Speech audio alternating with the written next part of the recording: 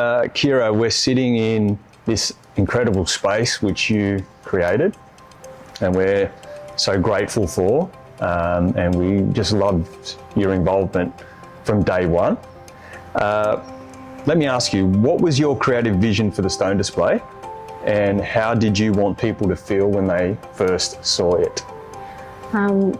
First, I wanted to create the wow factor, because the stone that we were representing, the Sintered stone, it was something I hadn't seen before, and it was so special. So I really wanted to create that bold effect, but also show off its pure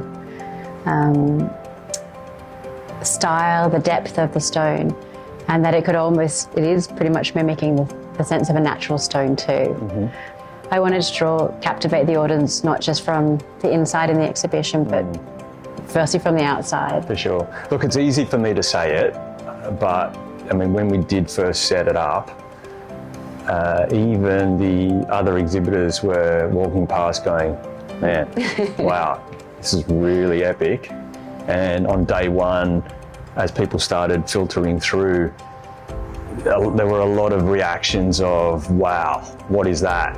Especially coming down the escalators, you could really pick out the display. So that did form part of your intention, was it? I wanted it to be like a jewel within the crowd. Yeah. Like it stood out, and it was successful. It did in that sense. It absolutely and it just drew did. your crowds in, and it was successful because you got to show the caliber of stone that you have, and you kept people in here and wanting more. So yeah, it's exactly what we wanted.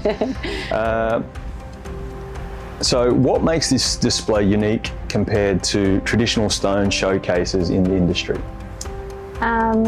I think the pure scale of this. Traditionally in Australia, you don't get to construct an exhibition space like this due to timing, just logistics. But you guys were allowed to push the boundaries, and we did. Even from the beginning, when we were teasing out the initial design, I remember our conversations, it was really trying to really push the boundary on it, wasn't it? Yeah, which is what you guys are always successful at. So you just kind of broke out through the norm of just displaying stones on pedestals like we didn't want to do. We wanted to show it in its full form. Sure. And I think we achieved that. Yeah. What about the arches? Tell me about the arches. How did these, obviously you know that's our language, but tell me more about the arches and how they work in the space. In this particular space, we started off obviously with the perimeter of the exhibition boundaries. And then we kind of use these oversized arches to create a sense of relief upon the eye of such a mass on the outside, but you kind of connected with the inside of this softer tonal palette. And then you created a connection inside to outside. So, because all four corners are open, it allowed the clients or the people interested to kind of come through, walk through comfortably, view it on a mass scale. So, and it just adds a softness too. Stone's always very rigid, or always is perceived as being quite rigid, and this kind of just creates that softness, and layering it with another material, which was the metal, just showing how well it kind of works well together. For sure. And for me, the arches, from an external point of view, it almost created this sense of what's in there type of feeling. Because you did have, you've got this very defined structure, but by having the arches, it really closed it off, but made it quite welcoming and inviting as well. Yeah, it has a bit more of a residential, I suppose, feel to it, where you kind of walk through this thoroughfare, this threshold into another space, rather than just walking through an angled space, just being swamped by stone. So that was the idea. Very effective. Very, very effective. So how did you decide on the layout and the composition of the materials? The layout, well, I suppose the layout was very much, first initially started with the circulation of who we were going to be drawing in, how we were going to be displaying the space. So we had a central island at which people could easily circulate around, easily enter in within this exhibition space and exit. and migrate around. What do I say? Yeah, so. Well, I'll ask this question to lead you in, and we'll cut and slice it. So during that design phase for you, respect to the layout, was it more a technical process or a case of just more using your intuition? It was both. Okay. Very much both. So you had the technical side of the structure, the scale and the size and the weight of the slabs, physically trying to keep it erect, versus the design phase of layering all the different styles, the palettes, materials that weren't just stone, and actually bringing them in to work functionally with each other too. So that became the circulation, the central island, the 4 points of the arches. So it was very much a mixture of both. A combination. So functionality, or form, and then functionality, and then design. So Kira, what were some of the biggest challenges with this space? And essentially, it's all come together now, but tell me about some of the challenges. So it was very much just for the exhibition space. It was a pure scale of this, and the transportation to get it to the exhibition hall. The timing to install it was probably one of the hardest things I think we all had to work with, because with most of the exhibitions, most people just pop up like a couple of flyers, a table here and there, while we were actually building a structure. And the logistics to make this all happen couldn't have happened without your team. Like, you planned it from the very beginning to the end, and I could not see many people achieving this in the time. Like, I have to take my hat off to you. You guys are amazing, the whole Mamo team. So it's not just this that you make things work, it's even on the outside when it comes to your clients and making it all come together. So this was a pressure point, and you passed it. Massive undertaking. And I know that there are a lot of exhibition displays that unfortunately get binned. Yes. After the exhibition. So we did, as you recall, want to make sure that whatever we were creating, we could bring it back, and this is where we are now. And that was one of your biggest drivers as well, and also mine. There's no point just to create something and then throw it away. So you're always recreating and redesigning and reusing it again, and so lots of these can be reused in several locations, even for other stores and other exhibitions. Well, we're always developing. That's right. So for us, the pain was worth it in the end. Yes. We haven't binned this. We brought it back to our head office. We've set it up, and it really. And we even learned a lot, like a fair bit along the way as well. And so it was better for us to test it out. Upon ourselves than to test it out on a client. Which is what you guys do. You test before you sell. Absolutely. Okay. So Kira, were there any surprising moments during the creation process? Yeah, there was one in particular. Actually, this island we're sitting in front of. I wanted to create this beautiful curve to the island, and actually have the flat surface running the whole way around. And we tested in both white and dark, and actually the white was more successful in the end of like a fabric stretching, and it looks stunning. So we haven't got the segmented pieces like you do in other scenarios where you can't afford a full piece of stone.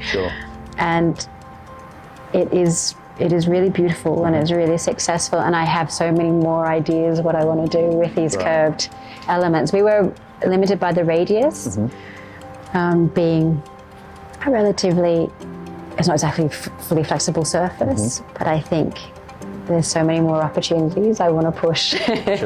But I think the radius that we see in front of us here, it's quite typical of what you would probably have in a residential setting anyway. And exactly, like we have the full width of a slab, and it covers the full width, so you can create beautiful islands with this continuous piece without any cut segments, which I think a lot of designers will probably start to explore. For sure. Well, I look forward to exploring those further. Me too. So Kira, how does this display reflect our brand identity, and the way we approach stone design, in your opinion? In my opinion, I think you as a company really push beyond the norm. Like as this exhibition shows, you went beyond what was a standard display. You go beyond like testing the stone just off a flat surface. You're forever testing, creating, and you tend to create, not copy. It's almost a situation where people are now copying what you've tested out already. But I think hats off to you, because you really do push the boundaries.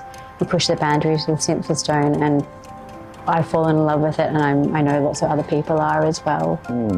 Well, they're very nice things to say. Thank you. Thank you. So if you could push the boundaries even further, what elements would you love to explore further? Everything. I'd love the tactile scenarios of the ribbing, penetrations, somehow including light behind the stone. This idea of this flexing of the form.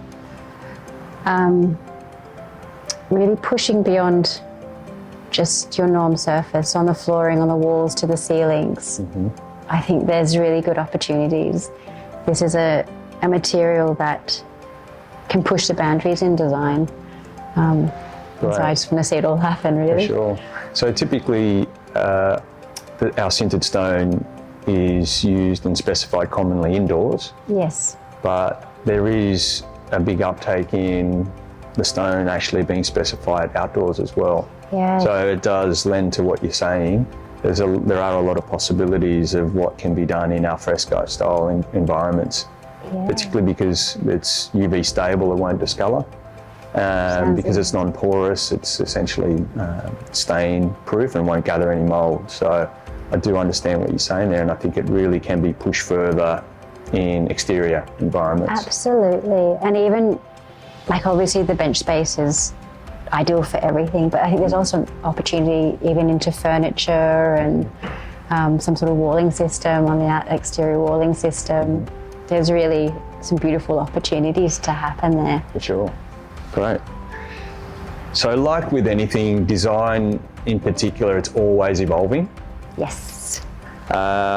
So the big question that we often ask a lot of designers is, what trends do you see coming through that will essentially shape the future of stone design, both in interiors and exteriors? Well, actually, exteriors, we're seeing a huge transition to inside-outside, to having that consistency run through, particularly for material palettes, the idea of stone aging predominantly at the same time.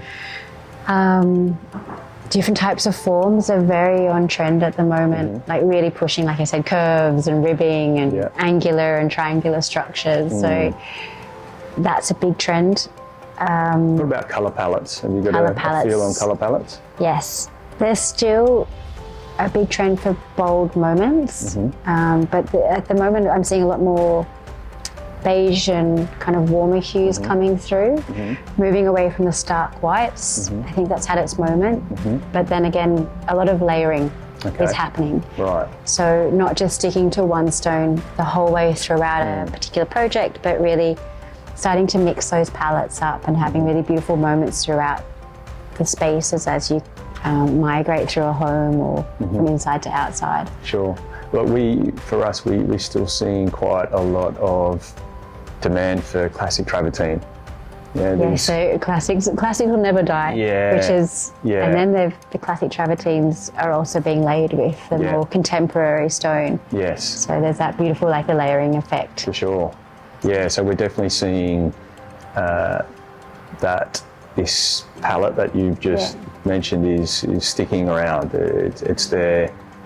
We do have a project where quite a lot of travertine sintered stone slabs have gone into it for both flooring and, as you can see in here, walls, as well as the countertop. So I'm excited to share how the outcome of that once it's been installed. So, but yeah, we're definitely seeing travertine remaining and growing. Yes, it will always be successful. Yes. And it just pairs so well with like brass hues and timbers. So I can't imagine it ever leaving. No. Now that the display is here at our head office, how do you see it influencing the way clients and designers engage with the materials? I'll say it again. Yeah. Now that the display is here at our head office, how do you see it influencing the way clients and designers engage with our stone materials? Yeah, so now it's in the showroom, which is even more exciting. You've got all the large slabs. It's a very tactile, immersive experience. You don't just have the smaller sample packs, but you have all the the full slabs on display, which is what's stunning. And you can touch them all. You can bring your other material palettes along to make sure that those hues are working well together. Or you might just stumble across another one that's either brand new or just sits perfectly with the style that you're going to run with. I think it brings confidence for your clients and your designers when they come through, because it is here, it is built. Again, a physical touch rather than just being on a screen makes a huge difference, particularly for a designer. We're always touching everything. And that coloration, and even with the sample you get a small portion, you just don't see it at its huge scale, so which is always really beautiful. And I think, good collaboration with the other material palettes and coordination as well. So I think coming in here is well worth its time. Well, all I can say is thank you for being involved. My pleasure. It's been an absolute. Yeah, so thank you for being involved in this beautiful space, and it's an amazing outcome. I'm glad we didn't bin it. Me too. Right? Yeah. And I look forward to collaborating in the future. Me too. I'm really looking forward to it. I'm excited where you're going. Thank you very much, Shira. Thank you.